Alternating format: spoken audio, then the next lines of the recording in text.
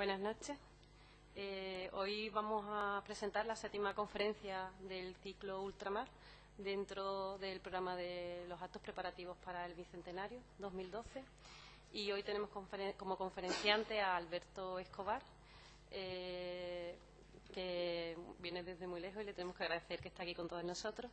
Nos acompaña en la mesa Agustín Barberá, que viene en representación del presidente del Bicentenario, del Consorcio del Bicentenario, Paco Menacho, que si él quiere le cedo la palabra por si nos quiere decir algo. Muchas gracias. Buenas noches, compañeros de mesa, señora alcaldesa, concejales, señoras y señores. En primer lugar, excusar la no presencia en este acto, como me consta, me ha transmitido que hubiese sido su deseo del presidente del consorcio para el Bicentenario, don Francisco Menacho, que otro acto le impide estar aquí acompañándolo.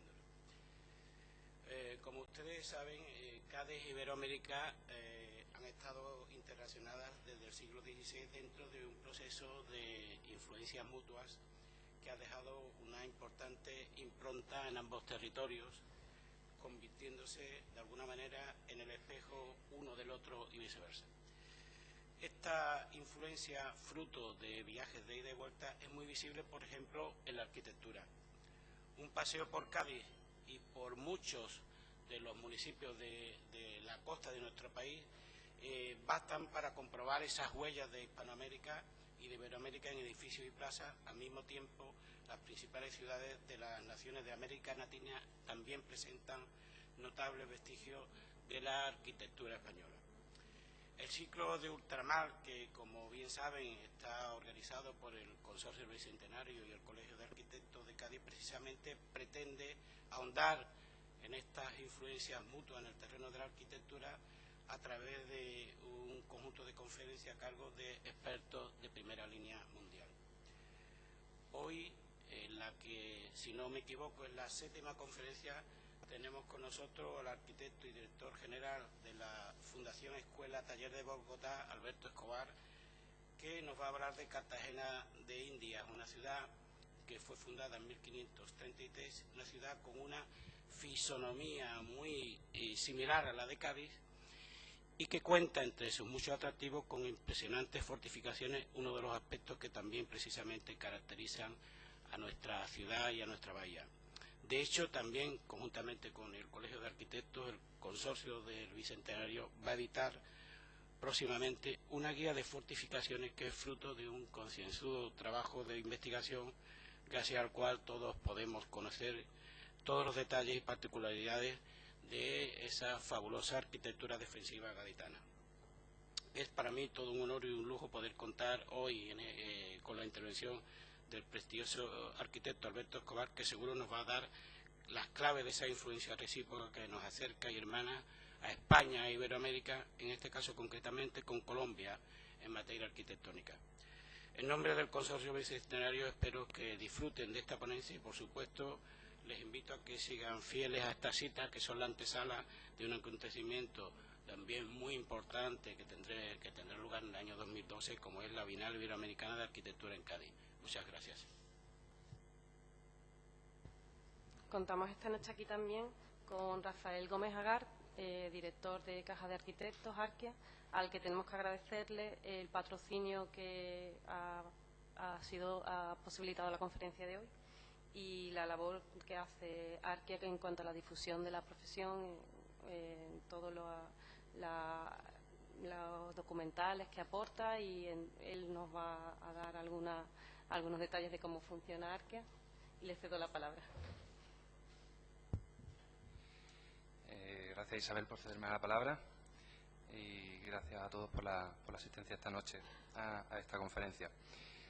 Sobre todo y en especial gracias a don Alberto Escobar por el esfuerzo que sabemos que le supone este desplazamiento tan grande, pues para poder nosotros disfrutar un poco de esa tierra de la que viene.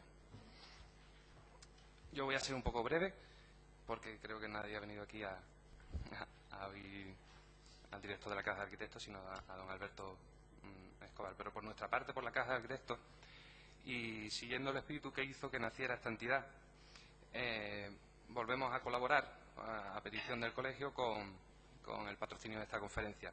Pero además la Caja de Arquitectos desarrolla una importante actividad en la promoción y el fomento de los valores de la arquitectura. Pues especialmente a través de nuestra fundación, que espero que muchos de vosotros conozcáis, si no pues os explico un poco que nuestra fundación está enfocada a trabajar por las actividades de diferentes instituciones y centros docentes del país del mundo de la arquitectura.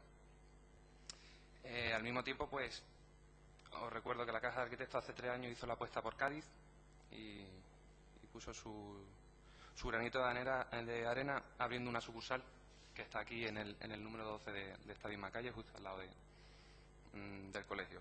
Estamos dando servicio financiero principalmente al colectivo de la arquitectura. Yo creo que estoy viendo caras aquí que son muchos, que son clientes nuestros. Nuestros clientes son los que mejor hablan de nosotros, pero al mismo tiempo también estamos abiertos a colectivos afines al mundo de la arquitectura. Los productos que nosotros estamos ofreciendo actualmente son los mismos que puede ofrecer cualquier otra entidad financiera que tenga una ficha bancaria.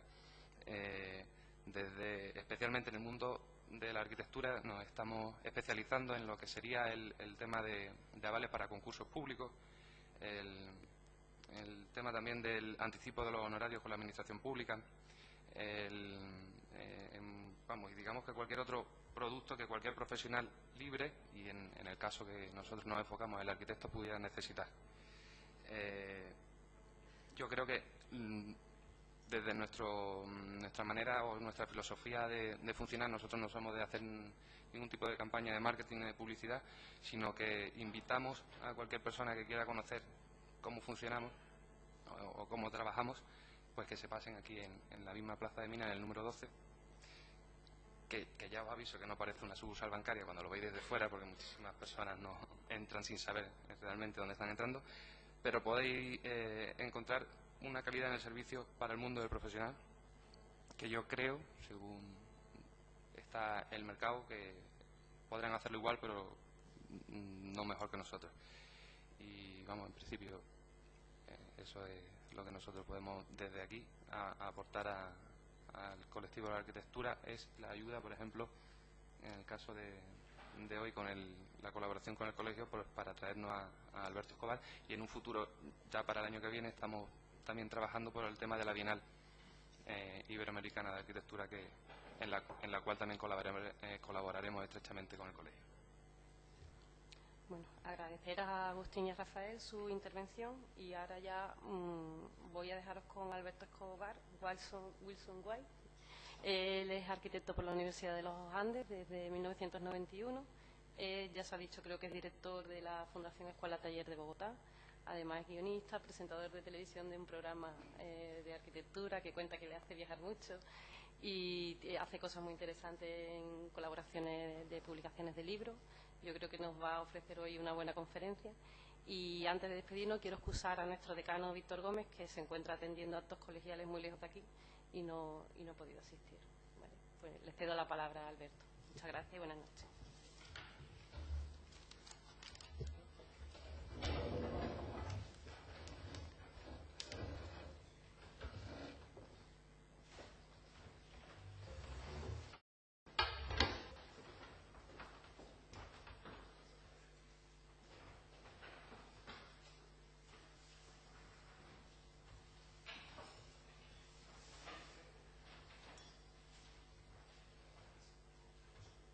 ¿Quieres este?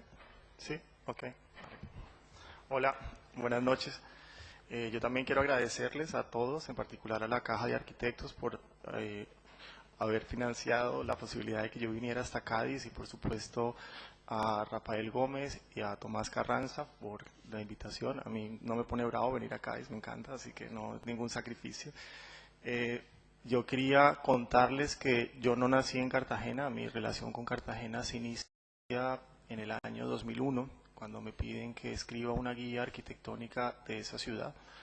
Y en Colombia, con Cartagena pasa un poco lo que pasa con Simón Bolívar, y es que todo el mundo siente que es como, o sabe mucho de Simón Bolívar o sabe mucho de Cartagena, así que siempre uno, cuando habla de Cartagena o cuando habla de Simón Bolívar, se mete en problemas, porque digamos que se mete con muchas historias vinculadas con Colombia, y cuando me hicieron esa propuesta dije, bueno, vamos a ver. Y eso implicó, digamos, como caminar muchísimo por Cartagena y recorrerla mucho, y en particular, pues aproximarse históricamente a ese lugar.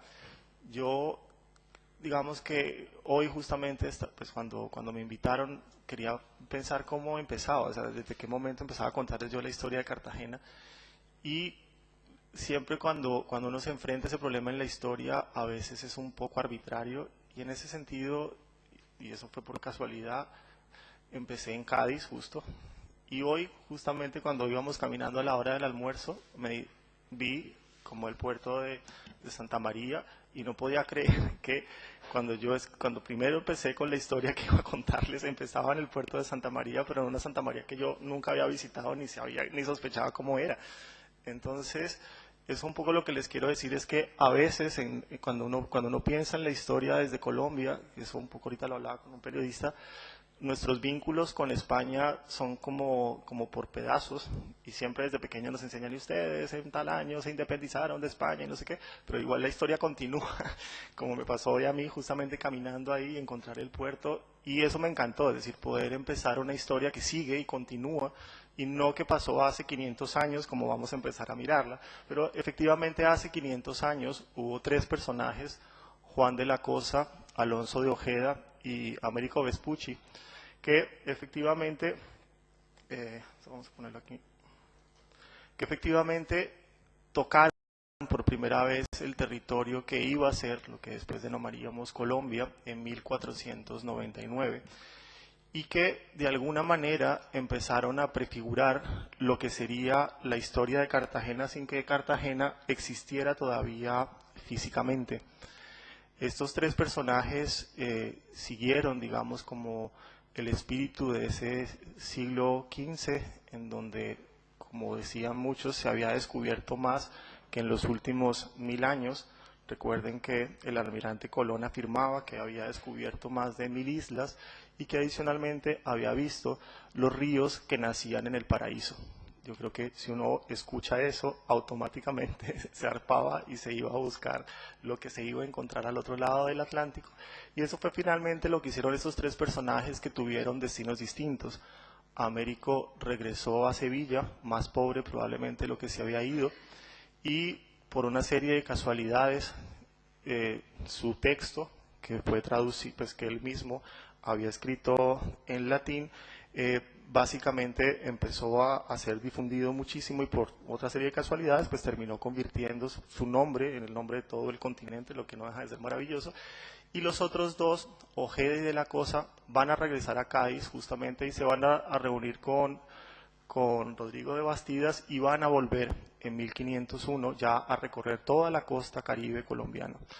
Va a ser un encuentro difícil, digamos, porque van a encontrar pues unas tribus que no van a estar felices de verlos, y va a haber, digamos, una serie de conflictos que van a marcar como esas primeras 3 décadas del contacto entre España y esa sección de América, en donde, como les digo, va a haber muchos problemas. De hecho, Juan de la Cosa va a terminar muerto en 1510 en lo que sería posteriormente Cartagena.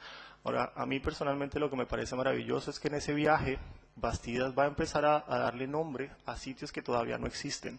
Entonces, la bahía de Cartagena le va a recordar pues, Cartagena, pero la de acá, iba a decir Cartagena, pero no había todavía una población que se llamara así. Santa Marta, va a decir, aquí eso se va a llamar Santa Marta, y el Río Grande de la Magdalena, que va a terminar siendo definitivo para la historia de nuestro país, se va a llamar así también, porque finalmente pasaron justo el día de la Santa pues, María Magdalena. Entonces, digamos que todos esos nombres y esa toponimia va a empezar a vincularnos desde ese momento, mucho antes de que ciertos hechos físicos empiecen a materializarse.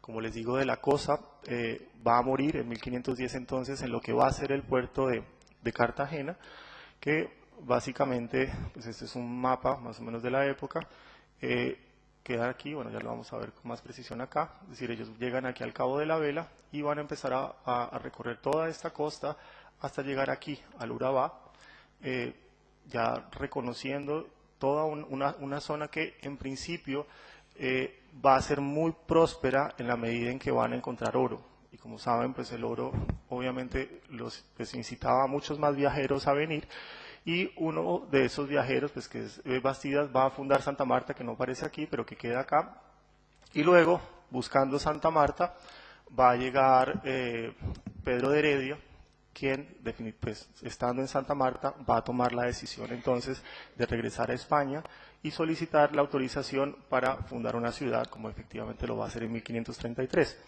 Ahora, toda esa gobernación, que va a ser conocida con el nombre de Cartagena, va a tener toda esta extensión definida por el río Grande de la Magdalena, que está aquí, y otro río, que es el río Atrato, que está acá. Es una zona, geográficamente hablando, inmensa, que va a terminar siendo una gobernación. O sea, la historia de la ciudad entonces empezará en 1533, y como les digo, pues está completamente vinculada con la historia de Cádiz, por lo menos empezó aquí. Posteriormente, ya es una bahía además que ofrece pues unas características geográficas muy particulares, porque tiene una bahía exterior, que es esta, y una bahía interior, que es esta.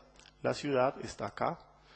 Es un puerto que para el siglo XVIII era considerado como el mejor de América, y por supuesto esa fue la razón por la cual se toma la decisión de fundar una ciudad ahí, porque de hecho ni siquiera había agua. Como saben, una de las determinantes iniciales para fundar una población era que hubiera una fuente de agua cercana. Eso no sucede en Cartagena, que históricamente va a tener que sacar el agua a partir de algo que son los jagüeyes, que son unas perforaciones que se hacen en el piso para poder sacar agua profunda. Pero era justamente un sacrificio que se hacía en aras de poder tener un puerto tan maravilloso como este, al que se accedía a través de esta, que era la Boca Grande, que hoy en día pues es Boca Grande, y una boca más pequeña que para el siglo XVI era todavía intransitable, que es esta, que es la Boca Chica. Entonces, básicamente, esos primeros años no van a estar exentos de problemas. Entonces, rápidamente, esa es la primera imagen que se conoce de Cartagena en el siglo XVI, donde ustedes ven la población que va a fundar Heredia, que en un principio va a tener unas construcciones pues muy endebles de madera, con techos de paja, y el acceso aquí de la Boca Grande, con la bahía exterior acá, y unos primeros intentos de fortificar, pues de defender la ciudad, con la construcción iniciada durante la gobernación de Martín de Alas, de este lugar en el que se va a hacer un pequeño fuerte, y esos cañoncitos, que son 4 que ven aquí, bueno, básicamente pues tratar de evitar en lo posible esos ataques de piratas que efectivamente se dieron. Entonces ya para 1543 el señor Pedro Val, francés, entró. En el 59 Martín Cot también. Hay que recordar también que venían de gira, además no solamente paraban en Cartagena, si paraban en Portobelo, paraban en Santa Marta, si hacía un saqueo completo. Y finalmente John Hawkins, que es este hombre tan elegante que ven aquí, que fue el peor, digamos, para ser recordado con horror todavía, mucho tiempo después, que pasa en 1568, que ya obliga, y por supuesto Francis Drake en 1586. Cuando Drake llega con una flota de 33 barcos y aproximadamente 3.000 personas, se toman completamente la ciudad, la arrasa y enfila uno de los cañones contra la catedral y amenaza con que la va a tumbar, y eso hace que el poco oro que quedaba todavía vuelva a salir, se lo dan y ella pues definitivamente abandona la ciudad. Eso lleva también entonces a que la corona española se tome en serio cómo se va a hacer la defensa de Cartagena, y llaman, por supuesto, al principal ingeniero italiano que trabajaba con la corona española en entonces, que era Bautista Antonelli, para que en compañía de Juan de Tejada hagan la primera propuesta de defensa de esta ciudad. Y aquí nos encontramos también con algo recurrente, y es que pues básicamente una cosa es lo que se piensa y otra cosa realmente la que sucede. Es decir, esto no pasa de ser un plano, porque no hay dinero para acometer las obras que piensa Antonelli, pero lo que es interesante es que ya empiezan a prefigurarse aquí a lo largo de este plano. Esta es la isla principal donde se desarrolla Cartagena, lo que va a ser toda la defensa de esta población abaluartada. Aquí ven estos baluartes, que luego serán característicos de la arquitectura defensiva del siglo XVII. Y esta otra isla, que también es muy importante en esta historia, que va a tener el nombre de Getsemaní, que para entonces estaba casi que completamente desocupada. Aquí en el plano se ve las huellas de una huerta, que es la huerta del claustro de la comunidad de los franciscanos, que estaban por fuera del recinto murallado, pero que en el siglo XVI, no consideraban oportuno, digamos, protegerla, que es todo este terreno que está por fuera de la superficie amurallada, y básicamente queda así. Vamos a llegar al siglo XVII y va a empezar, digamos, el desarrollo ya de verdad de lo que va a ser la arquitectura defensiva en Cartagena, y eso ya lo vamos a ver con juicio. El primero de los fuertes que se construye es este baluarte de San Felipe o Santo Domingo, cuya construcción va a obedecer en principio a la experiencia previa. Normalmente, digamos que los barcos no podían aproximarse directamente acá porque hay una serie de corales que evitan que el desembarco en esta zona, y llegaban aquí a la Boca Grande, que fue lo que hizo Hawkins y lo que hizo Drake también, y entraban caminando a la ciudad por este costado. Por supuesto, el primer punto que van a tratar de defender es este, y aquí pues vamos a ver estos fuertes con las dos caras y los dos flancos retrocedidos, en pues, todo el esquema defensivo abaluartado, que muy probablemente Antonelli, pues el sobrino del otro Antonelli, aprendería pues con Tartaglia directamente, y empieza también un proceso en el cual Cristóbal de Roda va a continuar la saga de la familia Antonelli en Cartagena.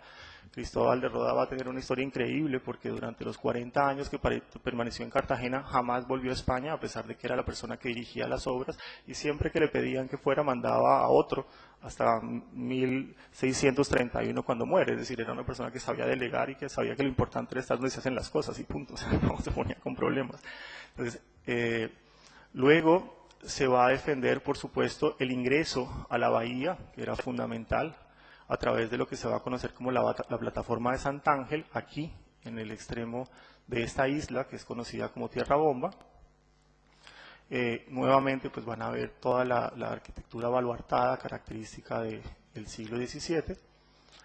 Y en la isla de Manzanillo y en el fuerte de Manga se van a hacer dos pequeños fuertes aquí, para tratar de proteger el ingreso de los barcos que ya una vez habían entrado a la bahía exterior, tenían la posibilidad de entrar a esta, que era la bahía interior.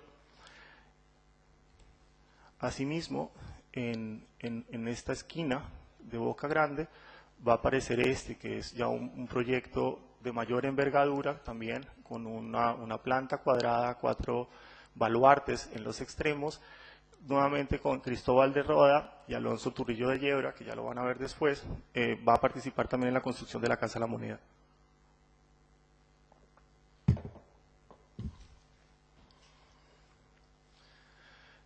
Obviamente, se va a empezar entonces toda la construcción de la cortina que protege a la ciudad frente al mar abierto, y el primero de esos baluartes va a ser, la primera cortina va a ser la conocida como Santa Catalina.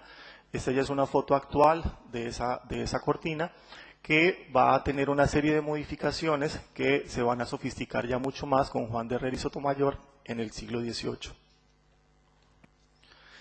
Esta, que les ofrezco disculpas por la foto tan mala, pero es una reciente restauración. Yo no tengo fotos actuales de este, que es el baluarte de San Lorenzo o el reducto, porque Getsemaní, que es esta pequeña isla, ya para el siglo XVII empezó a ser poblada y se vio la necesidad también de, a diferencia de lo que planteaba Antonelli inicialmente, de únicamente proteger la ciudad, empezar también a salirse de la ciudad y defender Getsemaní. Y este, que es uno de los proyectos más interesantes, es que el acceso tanto a Cartagena como a Getsemaní con la tierra firme se hacía en este punto, en lo que se conocía como la puerta de tierra firme o de la media luna, que está prefigurando lo que posteriormente sería un rebellín que protegería entonces el ingreso de tierra firme. Por ahí entraban todos los suministros de la ciudad, entraban directamente pues por ese sitio, y entonces era indispensable también defenderlo. Y de hecho, cuando Drake entró por la primera vez, pues uno de los primeros puntos que atacó fue este, que era uno de los puntos débiles que tenía la ciudad, porque si se cerraba el acceso con tierra firme, por supuesto, la ciudad ya caía automáticamente. va a haber algo muy importante, y es que en la segunda mitad del siglo XVII ya van a empezar a hacerse proyectos de mayor envergadura. Uno de los más importantes va a ser el castillo de San Luis de Boca Chica, porque si ustedes se dan cuenta, aquí pasó algo que nadie ha percibido probablemente, y es que si ustedes miran este plano, cuando ya la ciudad se pensaba que estaba completamente defendida, pasó algo casual que cambió y echó por tierra todos los esfuerzos que habían hecho antes, y es que, como les dije, cuando ustedes llegaban a Cartagena, entraban por aquí y luego hacían esto y llegaban a la bahía pequeña. Pues en 1640, 2 barcos portugueses justo naufragaron aquí, sobre la Boca Grande, y cerraron el acceso a la ciudad. Y como el agua tenía que entrar por alguna parte, se abrió la Boca Chica, que es este. Y entonces, todo el esfuerzo que habían hecho para proteger esta zona, pues básicamente se modificó por completo. Y rápidamente, entonces, se tuvo que volver a replantear todo el sistema defensivo de Cartagena. Y entonces eso lleva a que se empiece la construcción de este, que es el castillo de San Luis de Boca Chica, ahora ya previendo que por supuesto todos los ataques iban a entrar por aquí, pero resultó que mientras estaba, y otro, que es que que toda Cartagena tiene 2 montañas, que son esta que era el monte de San Lázaro y esta que es la Popa. Entonces, en la medida en que había que proteger el ingreso que ya vieron a través del Rebellín, pues era indispensable desde la montaña darle protección. Y empieza la incipiente construcción de lo que luego será conocido como el Castillo de San Felipe.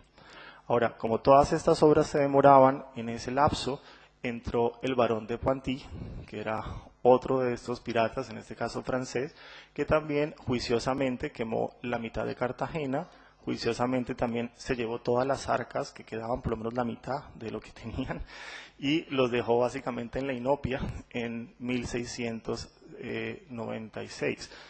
Y lo que habían dejado se lo llevó su socio, el otro francés también, Pedro Ducas, así que básicamente los dejó en la calle a los cartageneros, y nuevamente entonces se vio la necesidad de invertir pues más dinero, pues porque ¿por qué era importante Cartagena? Es decir, ¿qué era lo que estaba en peligro si caía Cartagena? Si ustedes recuerdan, ese primer plano que les mostré, Cartagena era una entrada natural, es decir, si Cartagena caía, muy probablemente se perdía el control sobre el río Magdalena, que era la única comunicación fluvial que tenía el puerto del Atlántico que teníamos en Cartagena con el interior de nuestro país, que eso finalmente no les importaba, porque para el siglo XVII Bogotá tenía 3.000 personas, es decir, nadie iba ya hasta Bogotá a nada. Sin embargo, el problema era que si caía Cartagena, muy probablemente caía el Chocó también, y si caía el Chocó, caía Panamá, y si caía Panamá, probablemente también pueda caer Perú, y Perú sí era importante.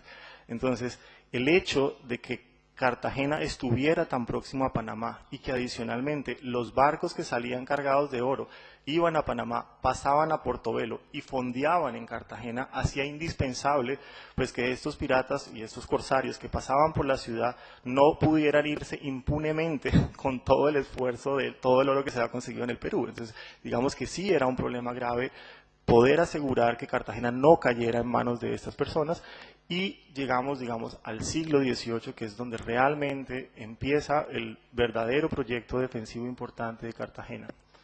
Entonces, ya para entonces está completamente cerrado la entrada de Boca Grande, que adicionalmente le van a poner unas estacas y ya pues para evitar que por alguna casualidad geográfica eso vuelva a abrirse, o sea, ya lo sellan definitivamente, y queda entonces únicamente este ingreso por Boca Chica.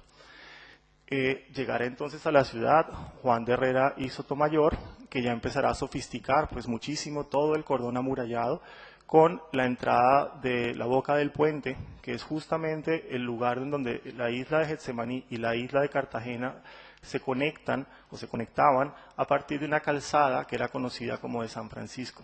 En el siglo XIX, un arquitecto cartagenero, Luis Felipe Jaspe, complementará el conjunto que por supuesto a los restauradores les produce pesadillas y les parece pues que les han construido un pastel encima de esta fachada neoclásica perfecta.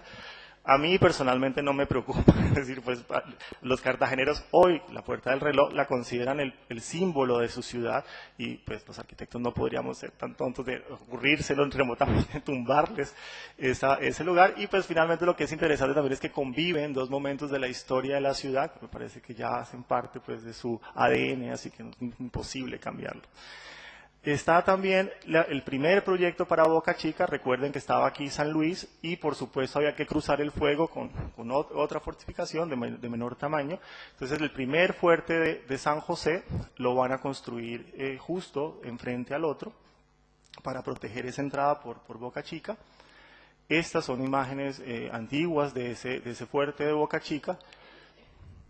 Y estas que yo no conseguí, porque no sé, es decir, después van a entender por qué no hubo planos ni nada de estas pequeñas 3 baterías, que por supuesto eran indispensables por si acaso les daba a los que vinieran por tocar tierra en la isla de Tierra Bomba. Entonces son las baterías colaterales de Santiago, San Felipe y Chamba. Y nuevamente, cuando se pensaba que ya la ciudad era inexpugnable, llegó este hombre, Edward Vernon, y puso a sufrir a todo el mundo. Pero resultó que el señor Vernon, no sé si todos los españoles conocen esa historia o no la conocen. No, pues se la deberían conocer. Es decir, probablemente si la historia no hubiera salido como se las voy a contar, yo aquí estaría, pero hablándoles en inglés. O sea, es de esa magnitud. El señor Vernon,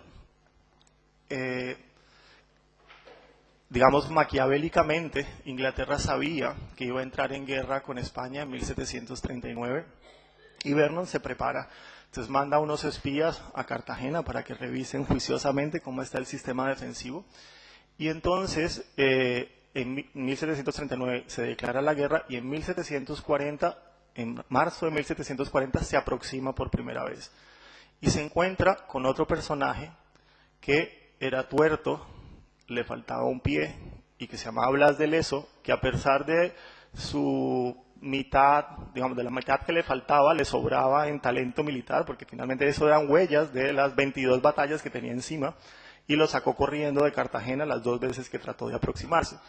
Y Vernon fue consciente de que esta vez sí tenía que atacar en forma. Así que en 1741 se va con 180 barcos, es decir, que esto era una cifra considerable, y adicionalmente, pues se viene con aproximadamente, espero, para no equivocarme, les voy a leer la cifra, pues que no deja de ser impresionante, con 23.000 personas, que esto era de verdad a tomarse la ciudad. Blas de Leso, que estaba con Sebastián de Eslava esperando el golpe, tenía 2.000 personas y 7 barcos. O sea que la cosa no pintaba nada bien. Vernon, antes de llegar a Cartagena, había arrasado completamente con Portobelo y ya, de hecho, estaba tan seguro de que iba a ganar que había mandado a acuñar monedas con la derrota española en Cartagena. Entonces él llegaba ya al sitio con un bolsillo lleno de monedas, es decir, ya estaba seguro que lo único que le faltaba era repartirlas, porque ya daba por hecho de que la derrota estaba consumada. Y efectivamente demolieron completamente el castillo de San Luis de Boca Chica, es decir, el señor de Leso, el señor Eslava y el señor Carlos de Esno, que eran como los 3 personajes importantes, dieron la batalla pues hasta donde se pudo. O sea, ellos demolieron también las 3 baterías defensivas que estaban aquí, que ya vieron y de las cuales no se consigue ni resto. Es decir, si van a Boca Chica alguna vez y ven un montón de piedras, eso fue lo que quedó de las 3 baterías defensivas. Y del castillo de San Luis lo demolieron juiciosamente, o sea, no quedó nada, no quedó piedra sobre piedra, y lo único que tuvieron que hacer estos 3 defensores fue irse a la ciudad y defenderse. Ahí hubo, digamos, como una discusión interesante. El gobernador Eslava, en una actitud un poco más heroica, decían que tenían que matarse defendiendo San Luis. Leso, que era, digamos, Blas de Leso, que era mucho más sensato, dijo, no, dejémoslos que ellos entren, cerramos la puerta, y desde San Felipe, que es el fuerte que estaba en el cerro de San Lázaro, defendemos la ciudad. O sea, no dejamos que tomen San Felipe y no los dejamos que entren. Y ahí entró en acción un elemento que nadie había tenido en cuenta, pero sí lo tenía muy claro Leso, y son los mosquitos, que era el peor enemigo y el más silencioso. Entonces, A todos estos monos pálidos como yo que llegaron allá a Cartagena, los tuvieron esperando en las murallas, disparándole a las piedras porque no podían entrar. Y mientras tanto, juiciosamente, se los devoraron los mosquitos. Unos mosquitos que también juiciosamente les dieron malaria, vómito negro y empezaron a morirse también, pues uno tras otro. Y la batalla no progresaba, es decir, no eran capaces de tomarse San Felipe, no eran capaces de entrar a la ciudad. Total, con sus monedas en el bolsillo y el orgullo bastante erosionado, el señor Vernon tuvo que dar marcha atrás con lo que le quedaba. O sea, se estima que, o sea, no hay cifras, porque por supuesto los españoles dicen que se murieron 13.000 ingleses, que eso ya es un poco exagerado. Se estima que se murieron aproximadamente 7.000 ingleses, que tampoco... Y se sabe también que las últimas palabras de Vernon fueron "damn you, Leso", que es Blas de Leso, que fue el que le hizo la vida imposible para que pudiera tomarse la ciudad. Leso, lamentablemente, fue muerto, pues fue víctima de su propio invento, y no lo mataron las heridas de la batalla y de la refriega, sino también los cadáveres de los británicos que desencadenaron una epidemia de la cual él tampoco se salvó. Entonces, hoy en día, pues lo recordamos como un héroe en Cartagena, y aquí pues les tengo un retrato contemporáneo de Alejandro Obregón, que es como uno de los mejores pintores colombianos de la segunda mitad del siglo XX, en donde pues lo retrata. Aquí hay unos retratos un poco más vivos donde está el parche, la pierna y el brazo que le faltaban, era conocido como el medio hombre, y pues por supuesto los barcos de Vernon a la distancia, yéndose.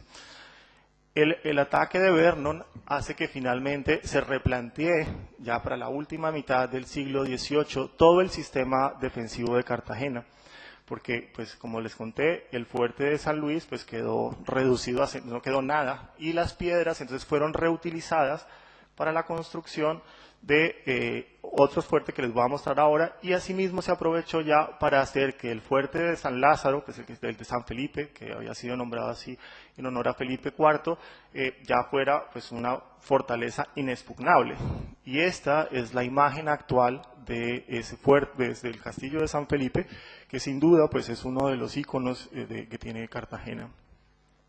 Por otra parte, se tomó la decisión también de reforzar el ingreso a la ciudad en el rebellín de la Media Luna con Juan Bautista Maquevan. Maquevan va a llegar a Cartagena en 1743 con otro ingeniero militar fundamental en la historia de Cartagena que se llama Antonio de Arévalo. Esta es la imagen ya del siglo XIX de lo que era entrar a Cartagena desde tierra firme, es decir, este es el continente, y esta es la defensa que se hacía pues para evitar que alguien tomara la ciudad. Se hace el fuerte de San Fernando utilizando parte de las piedras que quedan tiradas de las ruinas del antiguo fuerte de San Luis, con su foso y una fabulosa rampa que tiene en el patio central, en el patio de armas. Y ya para el siglo XVIII entonces se va a terminar de completar la construcción de todas las murallas alrededor de la ciudad, y Cartagena va a tener la suerte de que buena parte de esas estructuras se mantuvieron y llegaron a nuestros días. Por una paradoja del destino, el pedazo que faltó se lo contratamos a los ingleses para que lo demolieran. Es decir, lo que no pudo hacer Vernon, nosotros los llamamos y los contratamos para que lo hicieran. Entonces, esta sección de muralla que comunica a Cartagena con la isla de Getsemaní, que finalmente se rellenó el antiguo canal que existía de agua, dio origen a un sector que para los cartageneros que están aquí seguramente lo conocerán, que se llama La Matuna.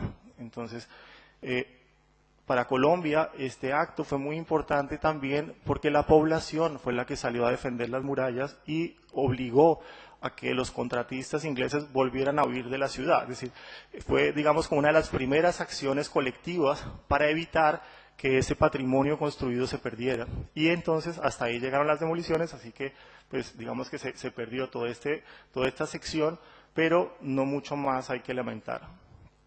Este es el aspecto que tiene hoy en día la ciudad. Aquí está la bahía pequeña que ustedes veían en los planos.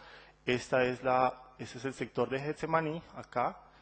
Esta es la Matuna, que es el espacio que se rellenó sobre el antiguo canal de agua que existía aquí. Este es el pedazo de la muralla que se demolió, y acá está toda Cartagena con todas sus estructuras defensivas todavía desafiando el mar. Como pueden ver, es un sitio geográficamente espectacular, es decir, es una estructura muy particular geográfica la que tiene esta ciudad.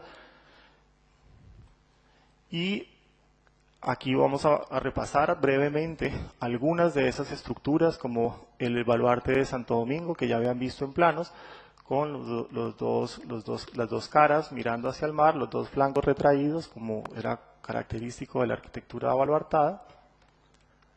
El San Ignacio y San Francisco Javier. Ahora, muchas de estas estructuras también han empezado a ser restauradas en los últimos años, entonces lentamente digamos que la ciudad ha empezado a reconciliarse también con ese pasado defensivo que por algún momento dejó en el olvido. El baluarte de la Merced, bueno, este también es San Ignacio y San Pedro Claver en otra parte. En 1969, un ingeniero español, Juan Manuel Zapatero, estuvo en Cartagena y empezó a hablar sobre la necesidad de recuperar esas estructuras, y llegó al extremo de que fundieron unos cañones en hormigón, que son estos, y los pintaron también de colores pues para que parecieran de verdad. Los cañones en 1905 los habíamos tirado al mar porque considerábamos que ya no servían para nada. Un inglés de apellido Tyler se los llevó, o sea que digamos que las murallas habían perdido como el perfil de los cañones, hasta que llegó Zapatero y los pusimos en concreto. Él quería ir un poco más lejos, eso no se hizo, y quería poner unos soldados españoles también disfrazados, parados en las murallas. Afortunadamente no llegamos a ese nivel, pero digamos que por lo menos quedó el recuerdo de los cañones. El sistema defensivo de Cartagena va a terminar ya completamente cerrado a comienzos del siglo XIX con la construcción de las bóvedas. Las bóvedas es uno de los edificios emblemáticos que tiene la ciudad. Era originalmente un almacén para guardar pólvora y para guardar pertrechos, pero digamos que a mí como arquitecto lo que me parece maravilloso es cómo ese sentido práctico que tiene el edificio supera, digamos, como es decir, es de una poesía también por el hecho de que es tan repetitivo que termina por conformar todo un frente muy importante sobre esta plaza. Y adicionalmente uno puede caminar encima de esta azotea, y con este edificio maravilloso entonces se termina de defender ya toda la ciudad, pero en el siglo XIX también se empieza a gestar la independencia de todo ese territorio de España. Entonces, en noviembre de 1811 va a empezar el proceso de independencia, que va a ser bastante, digamos, violento también, y para ya la segunda década del siglo XIX, pues Cartagena estará ya completamente independizada de España. O sea que la gran paradoja es que esas fortificaciones que con tanto trabajo se construyeron, pues de alguna forma también van a ser aprovechadas ya por los criollos, pero para defenderse de los españoles que querían entrar. Entonces, digamos que se dio la vuelta completa. Ahora, ¿cómo es esa ciudad, digamos, que se construye a partir de esa defensa natural que van a tener esas murallas? Entonces, cuando Tomás me invitaba y me decía, ¿cómo es Cartagena? Yo sé que probablemente muchos de ustedes no van a ir a Cartagena, pues me encantaría que todos fueran. Entonces, vamos a hacer ahora como un pequeño recorrido de cómo es esa ciudad. Entonces, quiero que como caminantes entren por este sitio, que es la boca del puente que ya conocen, coronada por la torre del reloj, que ya también conocen. Y vamos a entrar a esta primera plaza. Bueno, esto es un poco para mostrarles cómo era el sitio del embarcadero donde quedaba el mercado de Basurto, justamente ahí. Esos son los Pegasos, cuyo origen todavía no es muy claro, porque al parecer se originan a partir de estos Pegasos, que estaban en los años 40, pero hay una versión también que dice que era porque en ese lugar acuatizaban los primeros barcos, los primeros aviones que llegaron a Cartagena, cuyos motores eran marca Pegasus, o sea que no sé si eso tenga como... Entonces llegamos a la Plaza de los Coches. Una vez ustedes entran por la boca del puente, llegan a este lugar, y esta es la arquitectura de Cartagena, en donde se crea este lienzo de fachada con estos maravillosos arcos de medio punto, y donde, si se fijan, no hay ninguna edificación igual a la otra, pero que a pesar de eso conforman un conjunto único que, si alcanzan a entrar, es todavía más sorprendente porque se van a encontrar esto, y es todo un patrimonio gastronómico alrededor de los dulces. Entonces, ahí pueden pedir caballitos de papaya o cocadas o todo tipo de dulces en este sitio, que está protegido justamente por esa arcada de medio punto.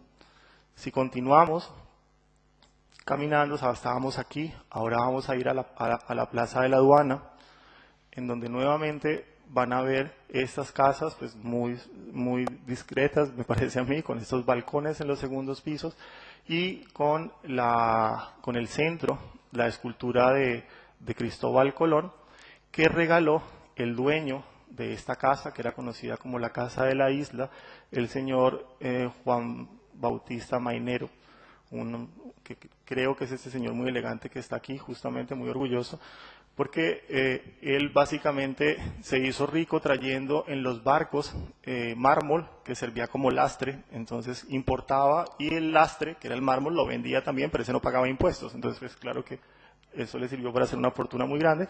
Esta ya es una foto actual en donde se ve la casa del Marqués de Premio Real, que está justamente en uno de los costados, y por supuesto la antigua sede de la aduana, próxima al puerto, que ha sido adaptada como la alcaldía de la ciudad de Cartagena. Continuando nuestro recorrido, llegamos ahora a la Plaza de San Pedro Claver, que obtiene el nombre de Pedro Claver, que es uno de los primeros defensores de los esclavos negros. Hay que recordar que toda Cartagena pues era un centro de esclavos, y Claver, que llega a España a comienzos del siglo XVII, va a empezar a preocuparse por el destino de ellos, y eso pues lo va a llevar a la gloria de los cielos y se va a declarar pues como santo. Está el antiguo almacén de las galeras, donde reparaban los barcos, y donde además Juan de Herrera y Sotomayor va a fundar la primera escuela de matemáticas. Está la iglesia de la Compañía de Jesús, que van a ser dos padres, Lorenzo Koenig y Miguel Schlesinger, un poco siguiendo, como es usual, el modelo de la iglesia del Jesús de Viñola, que básicamente va a girar en torno a una nave central, no lo vamos a tener, y dos laterales y una cúpula donde se encuentra el crucero con la nave central.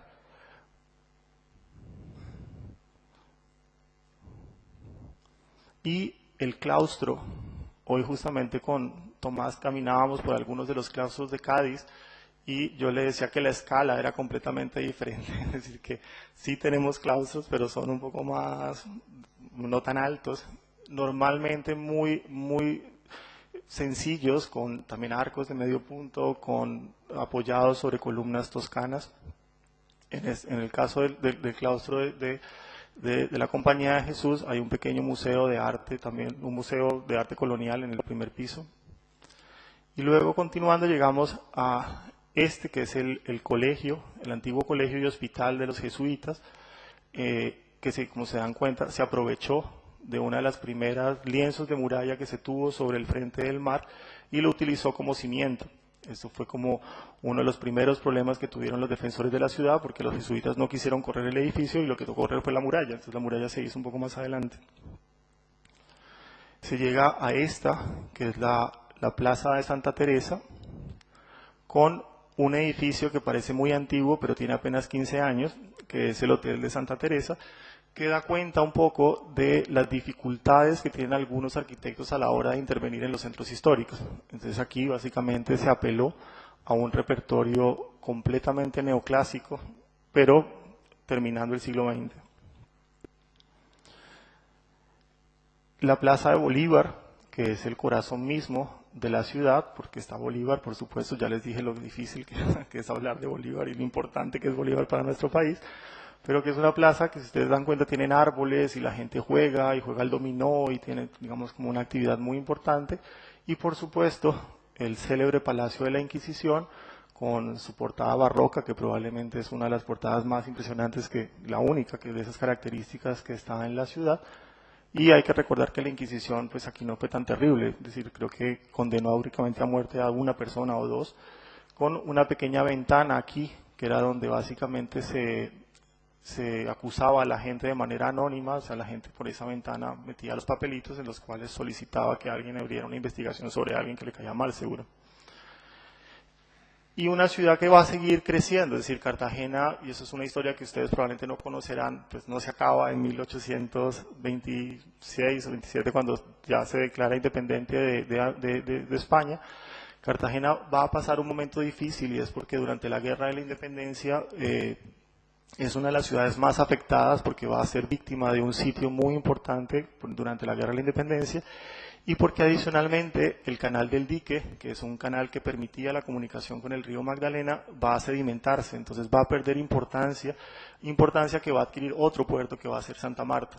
Entonces esa prosperidad que caracterizó a Cartagena a lo largo de todo el periodo colonial se va a perder y se va a poner en entredicho en el siglo XIX, hasta que hacia 1870 va a aparecer otra ciudad que va a ser Barranquilla, y Barranquilla va a ser, digamos, el principal puerto del Atlántico, ya no solamente desde finales del siglo XIX, sino a todo lo largo del siglo XX.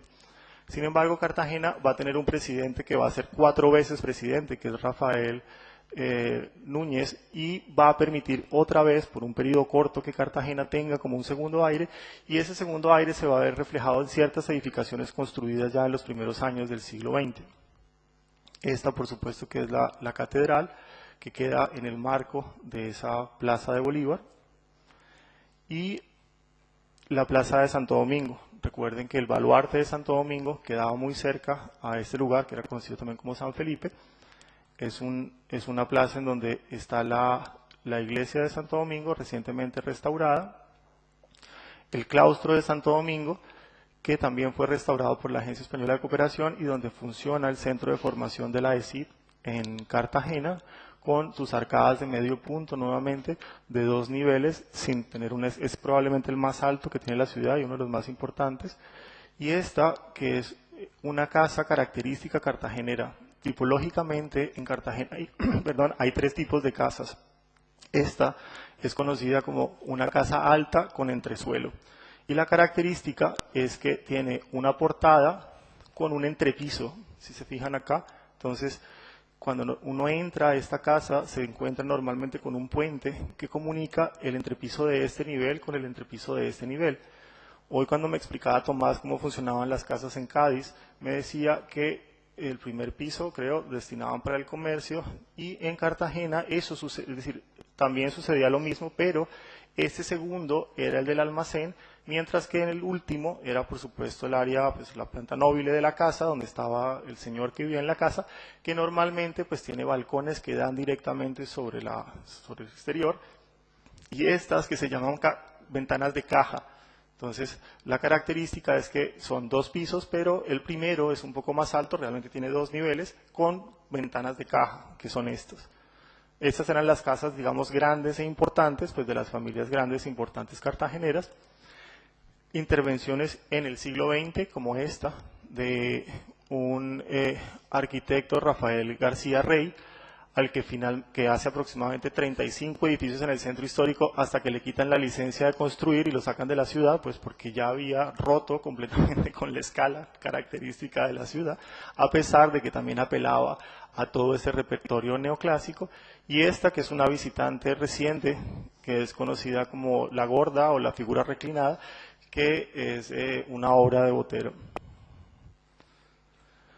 Está la Plaza de la Merced, en el antiguo claustro de la Merced, que fue habilitado como Palacio de Justicia y posteriormente sede de la Universidad Jorge Tadeo Lozano, y la antigua iglesia de la Merced, que en 1905, por el mismo arquitecto que coronó la portada hecha por Herrera y Sotomayor, hizo este teatro, que es el Teatro Heredia, también de corte neoclásico, que también fue restaurado hace relativamente poco.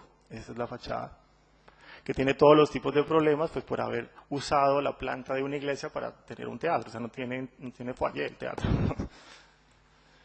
Hay otros edificios neoclásicos, es decir, no necesariamente Cartagena pues es una ciudad estrictamente construida durante la colonia, es decir, toda la arquitectura pues se siguió haciendo en Cartagena en diferentes periodos, guardando eso sí cierta escala, como otros claustros fueron reciclados completamente, como el claustro de San Agustín, que fue hoy actualmente es la sede de la Universidad de Cartagena, o la Casa de la Moneda, que también estuvo muy abandonada y que había hecho Alonso Turrillo de Yebra, que no sé si lo conocen, yo les mencioné que era el autor de la Casa de la Moneda, que fue también restaurada y que pues actualmente está ofreciendo pues un servicio público. Un poco lo que ha sucedido también con muchos centros históricos, y yo contaba hace poco, es que Cartagena, el centro histórico empezó a desocuparse de la gente que tradicionalmente vivía en él y se fue a vivir a un sector que luego vamos a ver, y en los últimos años muchas de esas estructuras han sido recicladas como hoteles. Uno de ellos, y el primero y más importante, es este, que es Santa Clara, que se hizo sobre el antiguo claustro de Santa Clara, y otros como el claustro, perdón, el de San Diego se recicló para hacer la Universidad de Cartagena, para la Facultad de Bellas Artes de la Universidad de Cartagena. También por Luis Felipe Jaspe, el de la Torre del Reloj. Esta casa fue hecha por Rogelio Salmona, que es, no sé si saben, pues el arquitecto más importante colombiano en la segunda mitad del siglo XX. Y aquí sí me tomaré la libertad de contarles la historia de cómo fue, porque me la contó Salmona. Y es que García Márquez, que estaba viviendo en México, le pide a Salmona que le busque un lote para construirse una casa cerca a la muralla y cerca al mar. Eso no es muy fácil de hallar en una ciudad que ya estaba pues completamente consolidada. Y entonces Salmona viaja, camina y se encuentra este lote cerca al claustro de Santa Clara, y se encuentra que el dueño del lote es un señor ciego. Entonces le pregunta que cuánto, pues que si él está dispuesto a vender el predio. Él le dice que sí, que vale 20 millones de pesos, o 100 millones de pesos, perdón, y le dice que perfecto. Él llama a García Márquez, le dice, mire, ya tengo el predio, véngase tal. Y le dice Salmona, pero usted no vaya a hablar, porque si usted habla, probablemente si el lote vale 100 y él sabe que es para usted, se lo va a vender en 200. Entonces, perfecto, llegan al lugar, el señor ciego dice, bueno, ¿cuánto? Están ahí haciendo la negociación, y García Márquez no se aguanta y habla y dice algo, y el ciego lo escucha. Y claro, los ciegos son muy buenos para identificar voces. Y entonces cuando Salmona le pregunta que cuánto vale el predio, el ciego le dice que 80 millones de pesos. Pero Salmona también es una persona muy correcta, entonces dice, pero no entiendo, si la última vez que usted me dijo costaba 100, ahora ¿por qué vale 80? Y dice, a mí no me engañan, esta casa es para el Gabo. Y entonces dice, bueno, y se la va a dejar más barata. Y dice, no, ¿qué va? Si yo llevo aquí 20 años pirateándole todos los libros, entonces lo mínimo que puedo hacer es dejársela más barata. La historia de la casa es que Salmona pretende hacerla en ladrillo que no se utiliza en el centro histórico de Cartagena, y finalmente lo obligan a hacer un pañete de ladrillo, que es este que se ve, con un muro. La historia es más demoledora porque cuando Salmona termina la casa, un día le preguntan a la esposa de García Márquez qué piensa de la casa, y dice que es mucha arquitectura y poca casa. Lo que es cierto es que poco va también, no le gustó tanto. Este es otro de las casas típicas del centro de Cartagena, que si se dan cuenta es una casa de 2 niveles, pero a la que le falta el entresuelo. Entonces estas son casas intermedias dentro de la clasificación tipológica que tiene la ciudad, que solamente tienen el balcón, pero si se fijan no tienen las ventanas de caja que deberían estar acá, ni tiene, digamos, como la altura superior que tienen estas casas de doble altura. Y las más pequeñas, que son de un solo nivel, que usualmente tienen un patio o 2 patios, con algo muy bonito que son estas ventanas, que son conocidas como ventanas de copa, que tienen también toda la carpintería en la forma de las ventanas de caja, y usualmente también, y utilizan, en eso sí se parece a Cádiz, la piedra característica del lugar, que se utiliza también para las fortificaciones, que se llama piedra coralina. Entonces, para las portadas y para todo el sistema defensivo se utilizó esa piedra. Si salimos del centro histórico, en el antiguo mercado, en la zona del antiguo mercado, se construyó que fue el Parque del Centenario, celebrando pues el primer centenario de la independencia en 1911, y ciertas estructuras pues han sido recicladas con el tiempo. ¿Se acuerdan del claustro de San Francisco que estaba en Getsemaní? Bueno, pues ahora sirve como una sede para una fundación de un banco, y la antigua iglesia ha sido reciclada como teatro. Está también todavía la estructura del Club Cartagena, que es un edificio completamente neoclásico. Por esta vía se llegaba al Rebellín de la Media Luna, y de ahí pues ya se salía del recinto amurallado. Y por supuesto también el Cerro de la Popa, eso no se los conté, pero así como se fortificó San Lázaro, se fortificó también el Cerro de la Popa, y los capuchinos descalzos construyeron su claustro en la parte superior de esa montaña. Está la gente, o sea, son las palenqueras. Las palenqueras son mujeres que viven en una población que se llama palenque. Un palenque, ¿saben lo que es un palenque? Un palenque es básicamente una organización de negros que se habían escapado y quedaban un poco a la vera de la ley. Y lo más increíble es que a media hora de Cartagena hay un palenque, que es el más famoso, que se llama de San Basilio, y es el único ejemplo en donde el lenguaje español y el africano, que muchos de ellos trajeron, hizo uno nuevo, que se llama palenquero. Entonces ellos hablan palenquero y tienen unas costumbres sociales, gastronómicas y de comportamiento que son diferentísimas a todo el resto, y muchas de las mujeres que viven ahí van al centro histórico de Cartagena a vender sus frutas.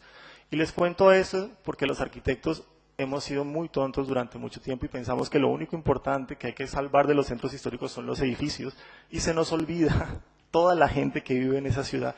Y lamento decirles que ese enfoque que se ha hecho sobre Cartagena, aquí lo ven, alguien me pregunta, ¿cómo es el perfil urbano de Cartagena? Bueno, Tomás, aquí lo tienes, no es tan pronunciado como el de Cádiz, las calles son mucho más amplias, tiene muchos balcones, pero son unos balcones llenos de flores, son unos balcones muy aireados, no son tan macizos ni cerrados como es acá, pero es un clima completamente diferente. Hay una libertad cromática total, es decir, cada quien ha puesto los colores que mejor le han parecido en las fachadas de las casas. Muchos de esos son productos, sí, de calas estratigráficas que definen. Y sin duda, Cartagena es una de las ciudades más bonitas que existen. Es decir, es un sitio obligado para las lunas de miel, es un sitio obligado para enamorarse, es un sitio obligado para caminar. Es decir, es inevitable esa Cartagena que por la noche tiene este aspecto con sus fortificaciones, pues que ya no invita a hacer la guerra, sino el amor.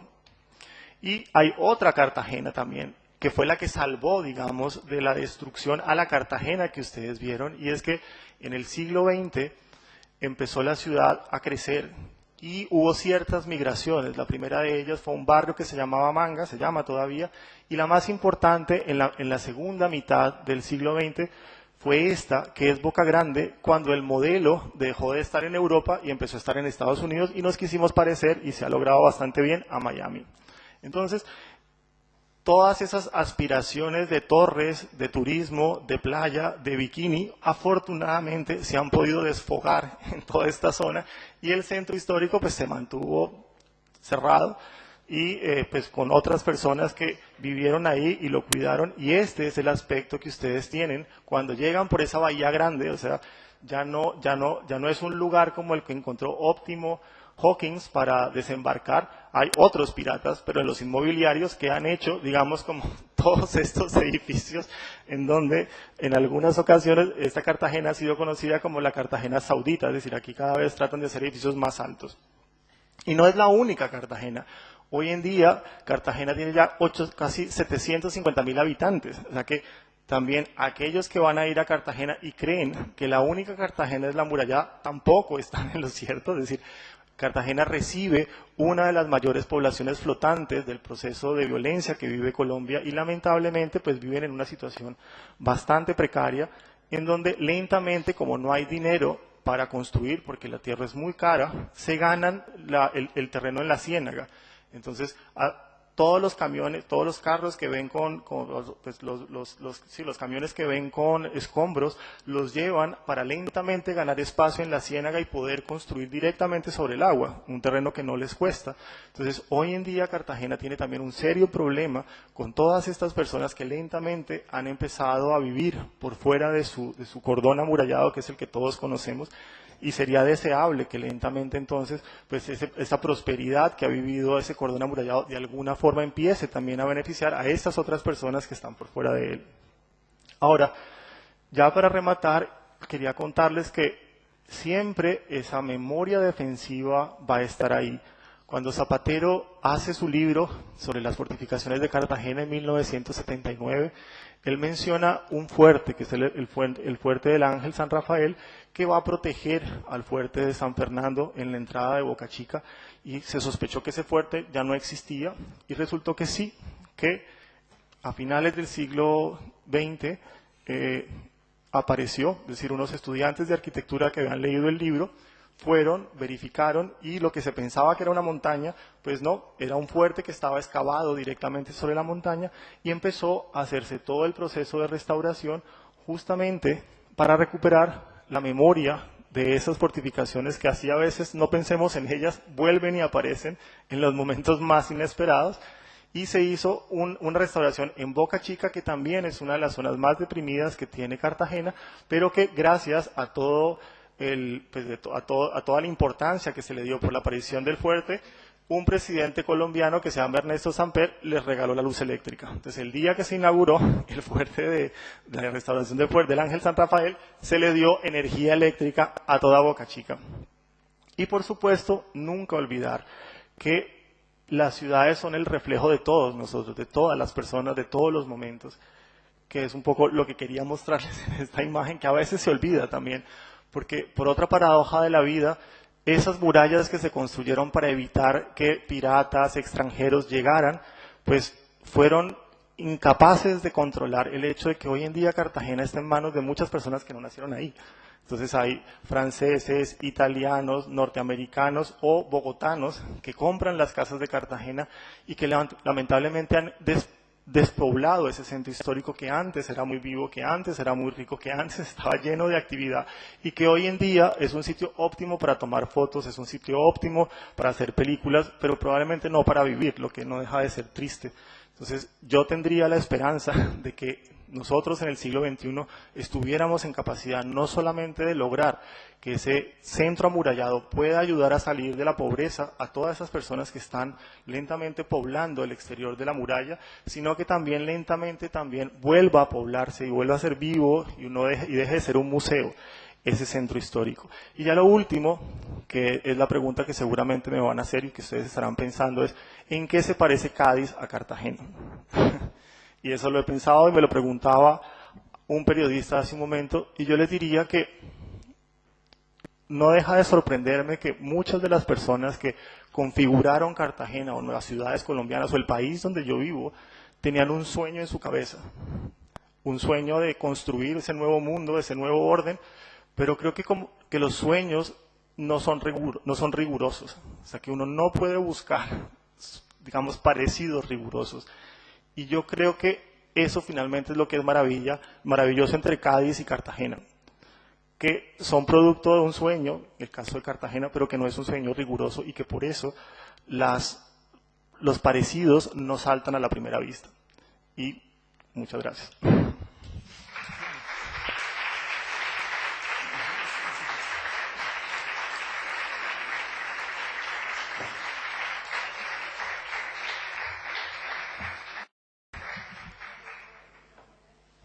Me imagino que deben tener muchas preguntas, ¿o no? ¿No?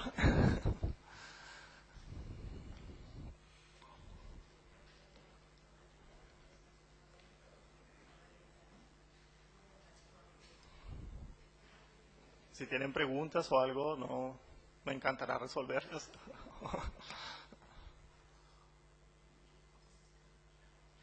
Si hay cartageneros aquí. Ah.